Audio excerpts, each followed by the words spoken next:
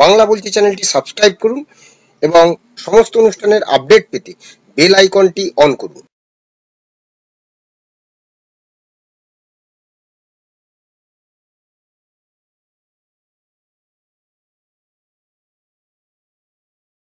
নমস্কার, বাংলা বলছি চ্যানেলে আপনাদের স্বাগত।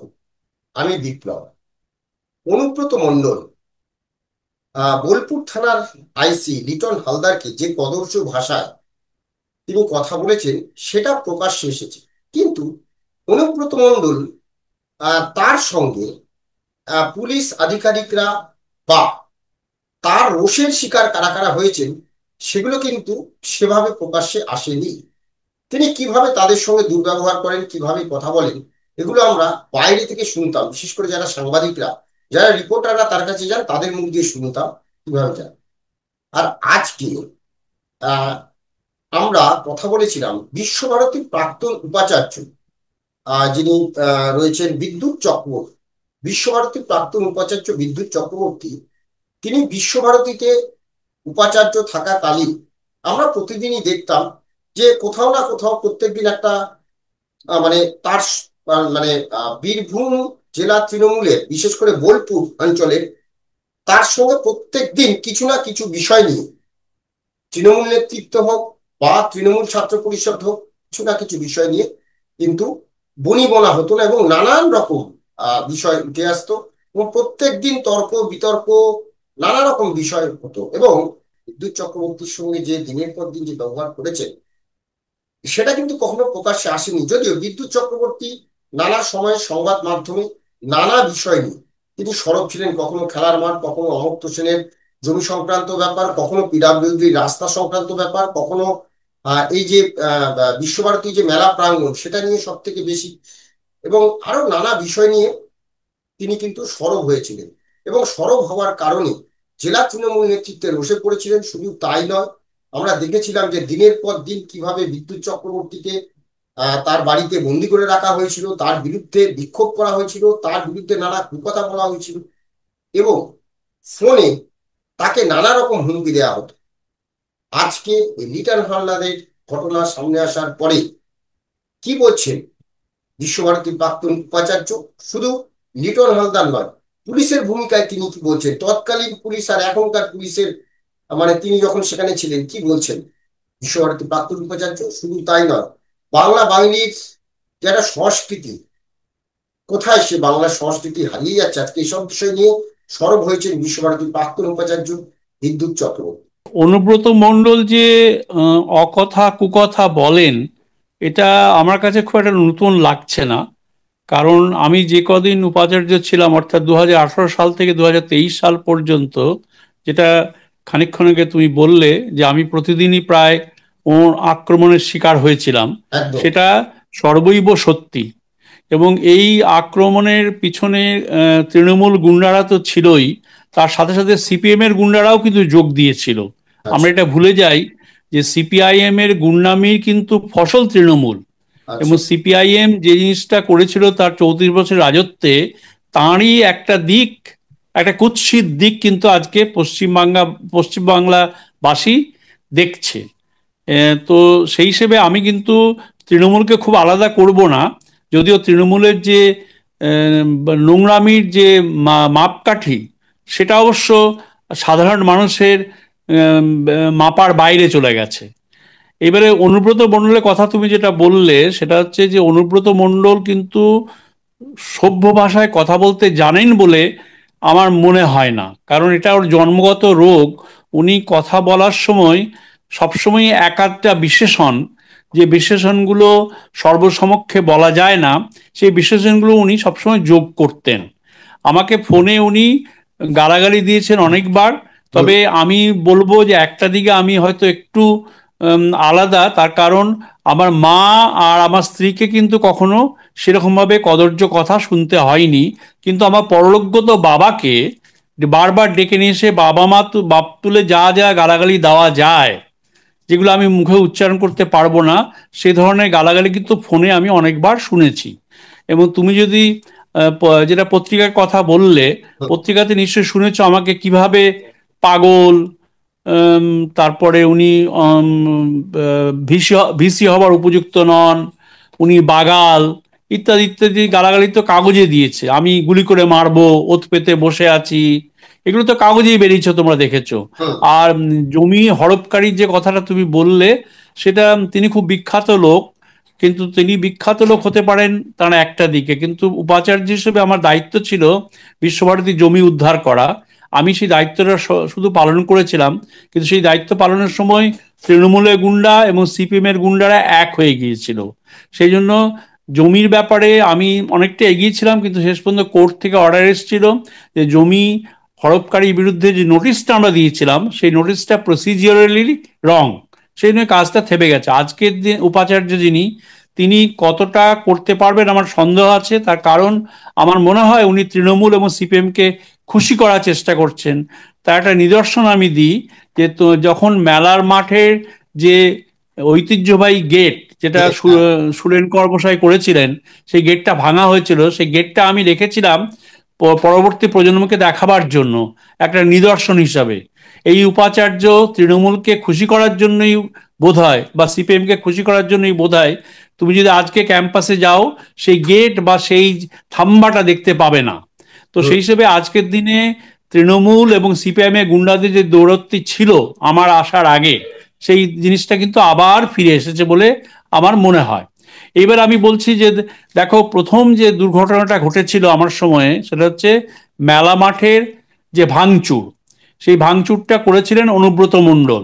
তার কারণ অনুব্রত মণ্ডলের কথা না শুনলেই উনি সবসময় ক্ষমতা দেখানোর চেষ্টা করতেন, এবং ক্ষমতা দেখানোর চেষ্টার একটা উদাহরণ যেটা তুমি বললে, মেলা মাঠ ভাঙা, হুম। সেখানে প্রায় 3-4 হাজার লোক সারা বীরভূমে বিভিন্ন গ্রাম থেকে জড়ো করে এনেছিলেন, এবং তারা এসেছিলেন ম্যাটাডোর, বাস, ট্রাক্টর, বাইক ইত্যাদিতে, এবং 3 ঘন্টা ধরে মেলা মাঠে তারা দাপট করে। এবং তার নেতৃত্বে কিন্তু দুবরাজপুরের প্রাক্তন একজন এমএলএ তিনিও ছিলেন, এবং এই ছবি পাওয়া যায়।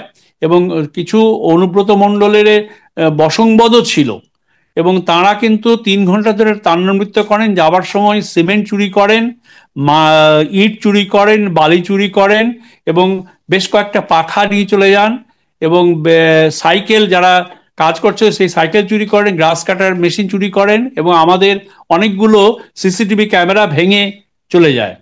কিন্তু পুলিশকে আমরা 3 ঘন্টা ধরে পুলিশকে চেষ্টা করি যোগাযোগ করার, এবং আমার সঙ্গে আমার সাথে ছিলেন তৎকালীন যুগের, যিনি 1 টাকার ডাক্তার হিসেবে পরিচিত, সেই সুশোভন বন্দ্যোপাধ্যায় মশাই তিনি ছিলেন। তিনি আমাদের মধ্যে নেই, তাকে আমি শ্রদ্ধার সঙ্গে স্মরণ করছি আজকে।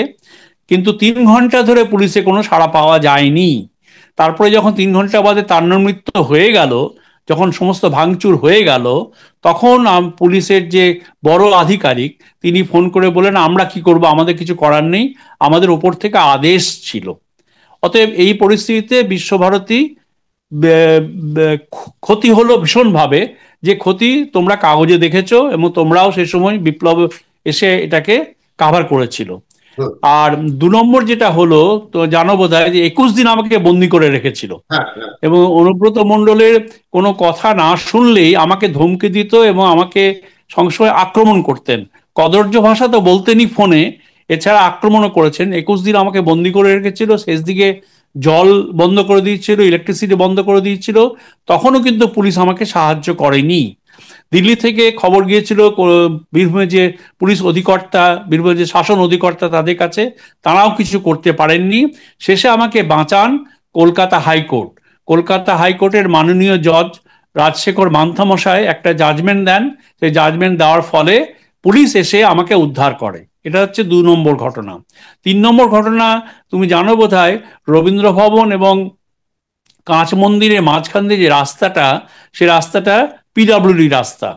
সেই রাস্তাটা আমি যখন জয়েন করি, এবং তো শুনে খুব অবাক হবে, আমি কিন্তু মুখ্যমন্ত্রীর সঙ্গে ব্যাডমিন্টন খেলেছিলাম। হুম। সেদিন কিন্তু কেষ্টমণ্ডল হাজির ছিলেন, হুম। এবং কেষ্টমণ্ডলকে মুখ্যমন্ত্রী বলেন, কেষ্ট দেখিস উপাচার্যকে।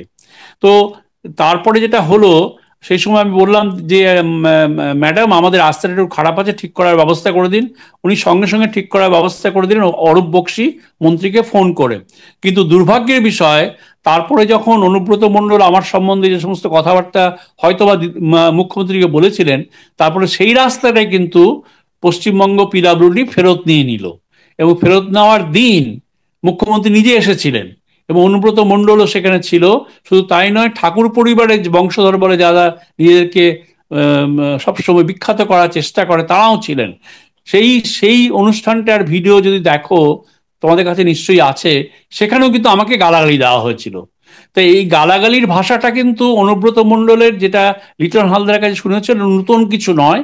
তবে যেহেতু আজকে প্রচার পেয়েছে এবং যেহেতু আজকে সময়টা পাল্টেছে, কারণ তুমি দেখেছো পশ্চিমবঙ্গ সরকার 26,000 চাকরি নিয়ে একটু বিপর্যস্ত হয়েছে, আরজি করে ঘটনা নিয়ে বিপর্যস্ত হয়েছে, এবং হয়তো বা তৃণমূলের ভিতরের কোনো গণ্ডগোল জন্য এই ধরনের জিনিসগুলো প্রকাশ পাচ্ছে।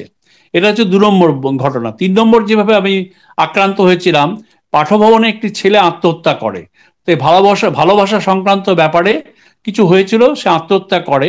আত্মহত্যা করার পর সকাল 9টা 15-তে আমি কিন্তু পিয়ারসন হসপিটালে গিয়ে হাজির হই। এবং হাজির হওয়ার পর যখন তার বাবা মা আসে, তার বাবা মাকে আমি গাড়ি করে সিয়ান হসপিটালে পাঠিয়েছিলাম। এবং সিয়ান হসপিটালে পোস্টমর্টেম হয়নি, পোস্টমর্টেম হয়েছিল বর্ধমান মেডিকেল কলেজে। তারপর 2 দিন বাদে যখন ওই বডি ফিরে আসে বিশ্বভারতীতে, তারা আমার বাসস্থান, যেটা উপাচার্যের অফিসিয়াল বাংলো অর্থাৎ পূর্বিতা, সেখানে তারা আক্রমণ করে। এবং সেই আক্রমণেও কিন্তু অনুব্রত মণ্ডল এবং তার বসংবদদের হাত ছিল। কারণ আমি এবং সিপিএম এর গুন্ডারাও ছিল সেখানে। এবং যে গুন্ডারা কিন্তু বিশ্বভারতীর অধ্যাপকও তার মধ্যে আছেন, বিশ্বভারতীর কর্মচারীও তার মধ্যে আছেন। এরা সব অধ্যাপনা করেন কিন্তু আসলে গুন্ডা। এদের বিরুদ্ধেও ব্যবস্থা নিয়েছিলাম আমি। তো এরা তখন, আমি সিসিটিভি ক্যামেরাতে দেখলাম প্রায় 200 জন লোক লাঠিসোঁটা নিয়ে বাইরে দাঁড়িয়ে আছে। এবং তারপরে ওরা বলছে যে উপাচার্য নিচে নামুন, নেমে এসে এই বডিতে মালা দিন। তো আমি ওই পরিস্থিতিতে নামিনি, কারণ আমার মনে হচ্ছিল নামাটা বোধহয় ঠিক হবে না। তারপরে ওরা মেইন গেটটা ভেঙে নিরাপত্তাহীনতায় দিয়েছে। ভুগছিলেন। হ্যাঁ, মেইন গেটটা ভেঙে দিয়েছিল। ভেঙে দেওয়ার পর তারপরে যে আসল গেটটা, সেটা যখন ভাঙার চেষ্টা করলো, তখন প্রায় রাত্রি 11টা 11:15 বাজে। আমি তখন উপায় না দেখে আমাদের রেক্টর, তৎকালীন রাজ্যপাল মাননীয় জগদীপ ধনখড়জিকে ফোন করি এবং ফোন করে বলি, এরকম পরিস্থিতি স্যার, আপনি দেখুন। তখন ধনখড়জি মুখ্যমন্ত্রীকে ফোন করেন এবং পুলিশ এসে আমাকে বাঁচায়। এবং সেদিনকে যদি পুলিশ না আসতো বা ধনখড়জি ফোন না করতেন, তাহলে হয়তো আমার সেদিনকেই মৃত্যুর সম্ভাবনা ছিল, বা আজকে আমি দাঁড়িয়ে থেকে তোমার সঙ্গে কথা বলার মতন সময় হতো না হয়তো। এটা হচ্ছে 3 নম্বর ব্যাপারটা বললাম। 4 নম্বর ব্যাপারটা হচ্ছে কি, যে আমি আমি যখন বিশ্বভারতীর অনুষ্ঠানগুলো করতাম, সেই অনুষ্ঠান করার সময়ে অনেক সময়তে কিন্তু তারা আমাকে বাধা দিত। যেমন আমি যেটা বলেছিলাম যে মোবাইল নিয়ে কাঁচ মন্দিরে ঢোকা বারণ, কিন্তু যে কোনো কারণেই সেখানে গায়ের জোর অনেকে ঢুকতো, এবং ঢোকার ফলে আমাকে যেহেতু বারণ করেছিলাম, সেই জন্য কিন্তু ওরা তখন আমার বিরুদ্ধে এফআইআর করেছিল। আমি নাকি মোবাইল চুরি করেছি, আমি নাকি কারো ফোন চুরি, সোনার চেইন চুরি করেছি, আমি নাকি 2500 টাকা চুরি করেছি, আমি নাকি দাঙ্গা লাগিয়ে দিয়েছি, ইত্যাদি ইত্যাদি অনেক এফআইআর করেছিল। এবং এই সমস্ত এফআইআর এর পিছনে কিন্তু অনুব্রত মণ্ডলের হাত ছিল।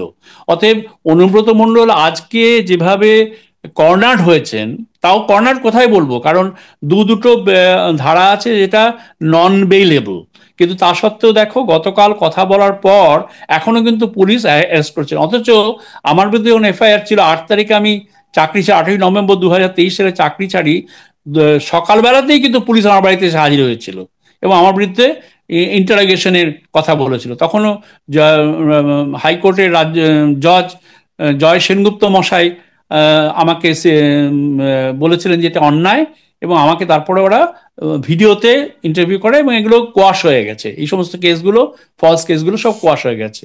অর্থাৎ আমি যেটা বলতে চাইছি, যে বীরভূমে থেকে কাজ করা আর অনুব্রত মণ্ডলকে খুশি না করে থাকা, সেটা কিন্তু খুবই অসম্ভব। এবং এই ধরনের অত্যাচারের শিকার অনেকেই হয়েছেন। এবং সবচেয়ে যেটা দুঃখের কথা, যে আজকের উপাচার্য কিন্তু সেই রাস্তায় হাঁটছেন। তার কারণ অনুব্রত মণ্ডল বা সিপিএম এ গুন্ডাদের খুশি করলে কিন্তু বিশ্বভারতী চালানো যাবে না। বিশ্বভারতীটা হচ্ছে গিয়ে সেই হাঁস, যে হাঁস সোনার ডিম দিত, সেই জন্য সোনার ডিমের লোভের জন্য এরা হাঁসটাকে মারতে চাইছে। এবং তুমি জানো বোধহয় যে আমার সময়ে হেরিটেজটা আমরা পেয়েছি, হুম। যদিও গুরুদেবের আশীর্বাদ ছিল বলেই আমরা এই জায়গাটায় পৌঁছতে পেরেছি। আমার আগেও যারা ছিলেন তারাও অনেক কাজ করেছেন, কিন্তু মেইন যে কাজটা ওই 5 বছরে করে কিন্তু বিশ্বভারতী এবং শান্তিনিকেতন ইউনেস্কো হেরিটেজে এসেছে। এবং আজকের দিনে সেই জিনিসগুলো নিয়ে কিন্তু বীরভূমবাসী গর্বিত, পশ্চিমবঙ্গবাসী গর্বিত। কিন্তু এর পিছনে যে মেহনতটা ছিল, সেই মেহনতটা কিন্তু আজকের দিনে লোকজন হয়তো বা মাথা ভাবে, কিন্তু সামনে প্রকাশ করে না। এবারে জমির ব্যাপারটা তুমি যেটা বলছো, এই জমি হড়পকারীর ব্যাপারে আমার মূল বক্তব্য ছিল বিশ্বভারতীর কোনো জমি কিন্তু তুমি কিনতে পারবে না। বিশ্বভারতীর টোটাল জমি আছে 1134 একর, এবং তার মধ্যে সবটাই কিন্তু গুরুদেব নিজে কিনেছিলেন, এবং সেই জমিগুলো লিজে দেওয়া হয়। এবং যে জমি হড়পকারীর নাম তুমি উল্লেখ করলে, তাকে যা জমি দেওয়া হয়েছিল তার থেকে অনেক বেশি জমি উনি হড়প করেছিলেন। সেই যে ব্যাপারে যখন আমি পদক্ষেপ নিলাম, তোমরা জানো মুখ্যমন্ত্রী এসেছিলেন, অনেক হইহট্টগোল হলো। শুধু তাই নয়, মানে যা যিনি খুব বিপ্লবী বলে বিখ্যাত কবির সুমন এবং যোগেন চৌধুরী, শুভাপ্রসন্ন ভট্টাচার্য, এরাও সব এসেছিলেন 3 দিন ধরে আমার বিরুদ্ধে কুৎসা রটানোর জন্য। তো সেই হিসেবে আমি বলছি যে যে কোনো কারণেই পশ্চিমবঙ্গে যেটা সমস্যা হয়ে গেছে, বেশিরভাগ বাঙালির মেরুদণ্ড কিন্তু আর নেই। মেরুদণ্ড ভেঙেছিল সিপিএম, আর তৃণমূল কংগ্রেস এসে সেটাকে পাউডার বানিয়ে দিল। তার ফলে আমরা কিন্তু এখন সরীসৃপ হয়ে গেছি, সেজন্য আমরা সোজা হয়ে দাঁড়াতে আর পারছি না। এটা বড় দুঃখের কথা, কারণ অনুব্রত মণ্ডল যে ধরনের অপরাধে অপরাধী, সেখানে দুটো নন বেলেবল ধারা আছে, কিন্তু তা সত্ত্বেও ওকে ধরা যাচ্ছে না। কেন? এই এই প্রশ্নটার মানে এখানেই কিন্তু উত্তর লুকিয়ে আছে। কেন? আমার মনে হয় যে, আমার মনে হয় কি, আমার দৃঢ় ধারণা, কারণ মুখ্যমন্ত্রীর হাত ওর মাথায় আছে। মুখ্যমন্ত্রী মানে যিনি পুলিশ মন্ত্রী, তার হাত ওর মাথায় আছে। সেই জন্য কোনো রকম ভাবেই তোমরা অনুব্রত মণ্ডলকে ঠিক করতে পারবে না। আমি জানি না ভগবানের কি ইচ্ছা, তবে অনুব্রত মণ্ডল এই ধরনের নোংরামি, এই ধরনের কদর্য ভাষায় আক্রমণ অনেককেই করেছে। আমি একবার মনে আছে একটা অনুষ্ঠানে গিয়েছিলাম ওর বাড়িতে একটা মানবিকতার কারণে। সেখানে বীরভূমের যে পুলিশ অধিকর্তা, সবচেয়ে বড় পুলিশ অধিকর্তা এবং শাসনের অধিকর্তা, তাদেরকে যে ভাষায় উনি গালাগালি দিয়েছিলেন আমার সামনে, কারণ তারা মাটিতে বসতে চাননি, তারা চেয়ারে বসতে চেয়েছিলেন। কারণ যেখানে অনুব্রত চেয়ারে বসতে চেয়েছিলেন, সেখানে আমাকেও বলেছিলেন মাটিতে বসতে, কিন্তু আমি মাটিতেও বসিনি, আমি চেয়ারেও বসিনি, আমি দাঁড়িয়েছিলাম। আমি গিয়েছিলাম একটা মানবিক কারণে, দুবার গিয়েছিলাম, দুবারই মানবিক কারণে ওর বাড়িতে গিয়েছিলাম, উনি নেমন্তন্ন করেছিলেন আমাকে। তো সেই হিসেবে এরকম বহু ঘটনা আছে ভাই। সেই ঘটনাগুলো সবগুলো বলতে গেলে তোমার অনেক সময় লাগবে। তবে মূলত আমি যে মেইন যে ঘটনাগুলো যেগুলো তুমি উল্লেখ করলে, তারই একটু আমি সাবস্টেন্সিয়েট করলাম আমার বক্তব্য দিয়ে। আমার মনে হয় সেটা থেকে বোঝা যায় অনুব্রত মণ্ডল কি ধরনের মানুষ, কি ধরনের ভাবনা চিন্তা করেন, এবং কিভাবে অন্য মানুষকে উনি ট্রিট করতেন। তার একটাই কারণ, আমি বলি, একটা নেক্সাস তৈরি হয়ে গেছে। মমতা ব্যানার্জি, অনুব্রত মণ্ডল এবং তার বশংবদ যারা বীরভূমে দৌরাত্মি করে, বীরভূমে যারা তাণ্ডব নৃত্য করে, সে তাণ্ডব নৃত্যের একটা উদাহরণ তো গেট ভাঙা তোমরা দেখেইছো। তারপরে উদাহরণ আমাকে বন্দি করা, সেটা দেখেছো। তারপরে উদাহরণ দেখেছো ওই ছেলেটি আত্মহত্যার ব্যাপারে, ওটাও দেখেছো। তারপরে যে রাস্তা নিয়ে যে তাণ্ডব নৃত্য করেছিল অনুব্রত মণ্ডল, এবং সেখানে মুখ্যমন্ত্রীও সঙ্গে ছিলেন। কারণ মুখ্যমন্ত্রী বলেছিলেন রাস্তাটা আমি হেলিকপ্টারে চড়ার আগে রাস্তার ব্যাপারে সই করে, ফাইলে সই করে এলাম। কিন্তু অসুবিধাটা কোথায় হলো? অসুবিধাটা হলো এটাই যে ওই রাস্তাটা দুটো আশ্রম এবং রবীন্দ্র ভবনের মাঝখানে। এএসআই আমাকে বলেছিল যে রাস্তায় যদি ভারী বাহন যায়, তাহলে ভিতরের বিল্ডিংগুলো খারাপ হয়ে যাবে, কারণ ভিতরের বিল্ডিংগুলো সব চুন সুরকি দিয়ে তৈরি, কংক্রিটের তৈরি নয়। এবং চুন সুরকির তৈরি বিল্ডিংগুলো ভাইব্রেশনে খারাপ হয়ে যায়। বলছি যদি ভারী বাহন চলে, তাহলে সেই ভাইব্রেশনে এই পুরনো বিল্ডিং, মানে যেমন কাঁচ মন্দির, শান্তিনিকেতন গৃহ, সিংহ সদন, এদিকে উত্তরায়ণে যে 5টা বাড়ি যেখানে গুরুদেব থাকতেন, এই বাড়িগুলো 100 বছরের মধ্যে শেষ হয়ে যাবে। সেই জন্য আমি চেয়েছিলাম যে ওইখানে ওই রাস্তাটা যেন বিশ্বভারতীর কবজায় থাকে বা বিশ্বভারতীর নিয়ন্ত্রণে থাকে। কিন্তু সেটা যে কোনো কারণেই মুখ্যমন্ত্রী পছন্দ হয়নি, অনুব্রত মণ্ডলের পছন্দ হয়নি। তার ফলে ওই রাস্তাটা, পিডব্লিউ রাস্তাটা কিন্তু পশ্চিমবঙ্গ সরকার আবার ফেরত নিয়েছে। আমি তো অনেকগুলো ঘটনা বললাম, এরপরে তোমার যদি কোনো প্রশ্ন থাকে আমি উত্তর দেব। হ্যাঁ, এইখান থেকে প্রশ্ন যে এরপর মানে অনুব্রত মণ্ডল 2 বছর সংশোধন নাগাদ অর্থাৎ জেলে ছিলেন। সেখান থেকে তিনি কি শিখলেন? তাকে কি তাহলে এখন আবার জেলে ভরা প্রয়োজন বলে মনে করেন? দেখো, এটা তো আমার এখতিয়ারের বাইরে। তার কারণ এটা একদম পুলিশের সিদ্ধান্ত, পুলিশ কি করবে আমি জানি না। তবে পশ্চিমবঙ্গে জেলে থাকলে উনি রাজারহালি থাকেন, সেটাও তোমরা দেখেছো আগে। সুতরাং আর সিবিআই কি করবে আমি জানি না। তবে অনুব্রতকে আমি মনে করি, মানে আমি এই তুলনাটা দিই যে কয়লাকে তুমি যতই ঘষো মাজো, কয়লা কি কখনো কালো থেকে সাদা হয়?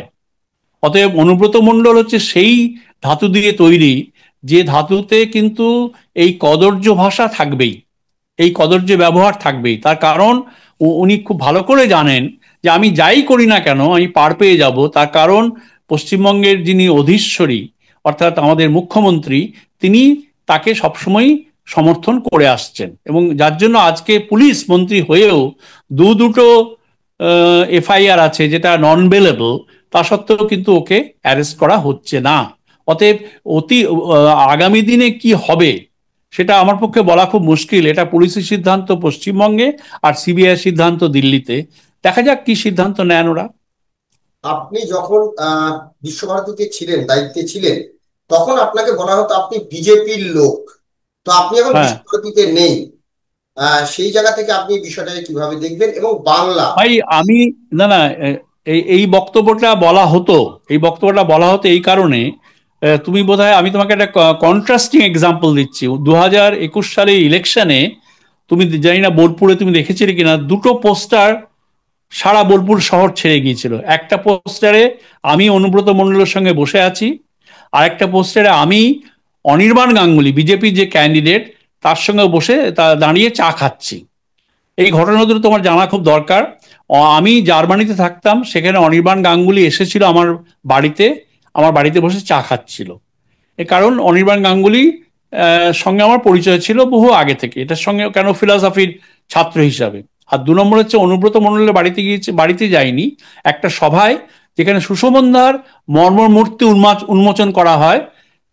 জানি না তোমরা মনে আছে কিনা, সেইখানে সুষমা ব্যানার্জি আমায় নিমন্ত্রণ করেছিলেন, কিন্তু আমি গিয়ে দেখলাম অনুব্রত মণ্ডলের পাশেই আমাকে বসার জায়গা দিয়েছিল। সুতরাং এইখান থেকে যদি তুমি বলতে পারো যে আমি কোন দলের, অনির্বাণ গাঙ্গুলি বলছিল আমি তৃণমূলের, কারণ যেহেতু অনুব্রত মণ্ডলের পাশে বসে আছি। আবার অনুব্রত মণ্ডল বলছে আমি বিজেপির, কারণ যেহেতু অনির্বাণ গাঙ্গুলির সঙ্গে বসে চা খাচ্ছি।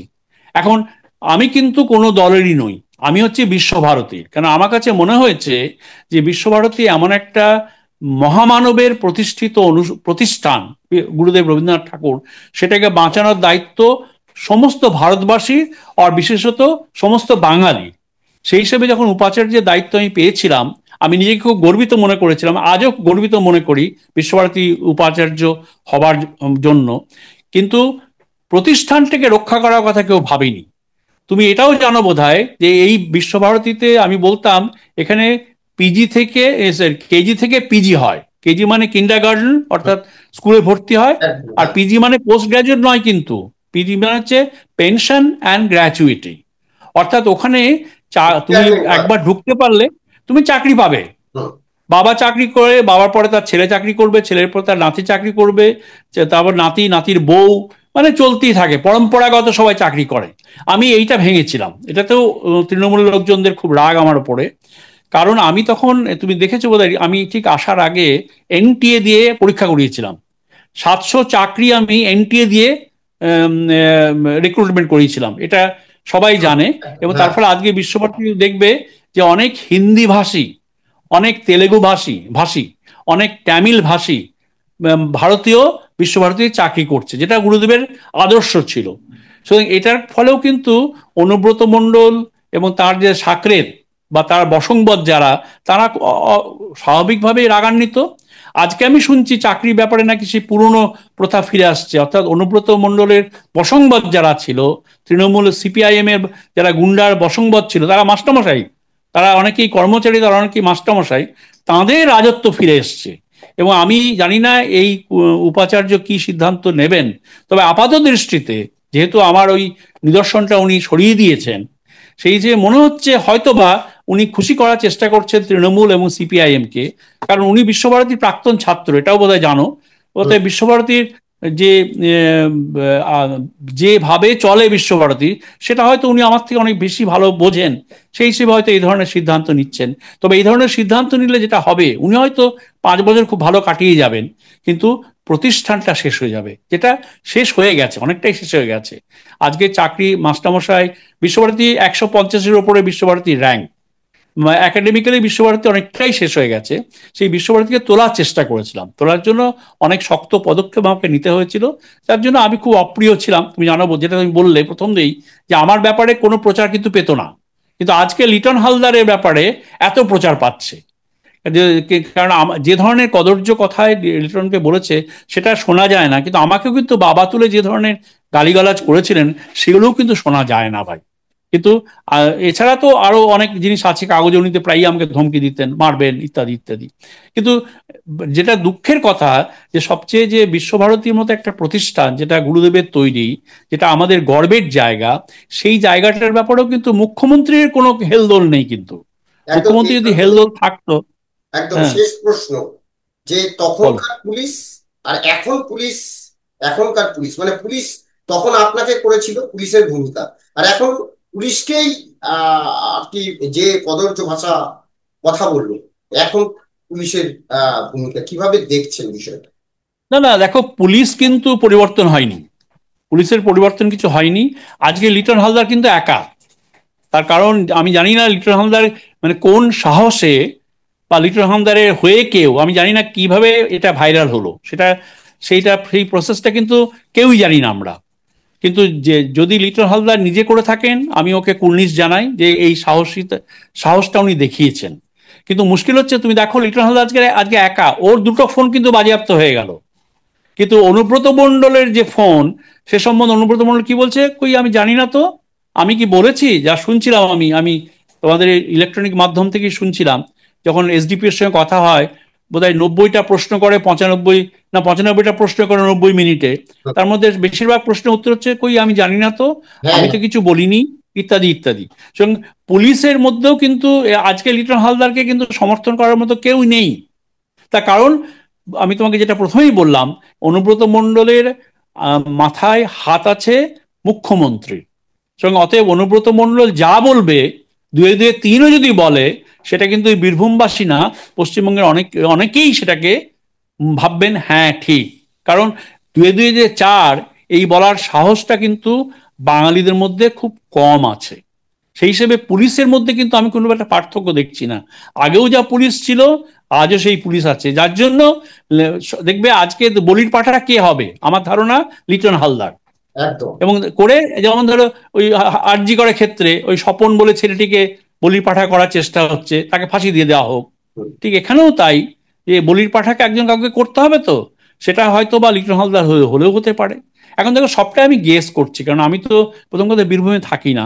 আমার ভাবনা চিন্তার ভিত্তিটা হচ্ছে তোমরা, অর্থাৎ তোমাদের কাছে যে ইনফরমেশনগুলো পাই, কাগজ পড়ে, টেলিভিশন দেখে, সেই ইনফরমেশনের ভিত্তিতে আমি আমার বক্তব্য, আজকের দিনের বক্তব্য বলছি। আর পুরনো যে কথাগুলো বললাম, সেগুলো আমার ব্যক্তিগত অভিজ্ঞতা থেকে আমি একদম তোমাদের সঙ্গে শেয়ার করলাম। একদম একদম হুম। ধন্যবাদ আপনাকে, আপনি অনেক বিষয় আজকে উঠে এলো।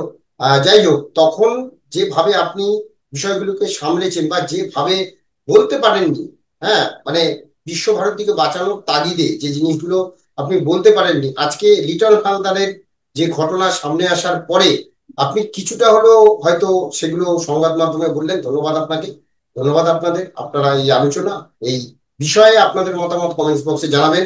বিদ্যুৎ বাবু যে মানে এর আগে বিদ্যুৎ বাবু লিটন হালদার হয়েছে, বিদ্যুৎ বাবু যে এরকম কথা শুনেছিলেন, কদর্য কথা, হ্যাঁ দিনের পর দিন শুনেছেন, কয়েক বছর ধরে শুনেছেন, আজ সেগুলোই প্রকাশ্যে আনলাম। ধন্যবাদ সবাইকে, ভালো থাকবেন।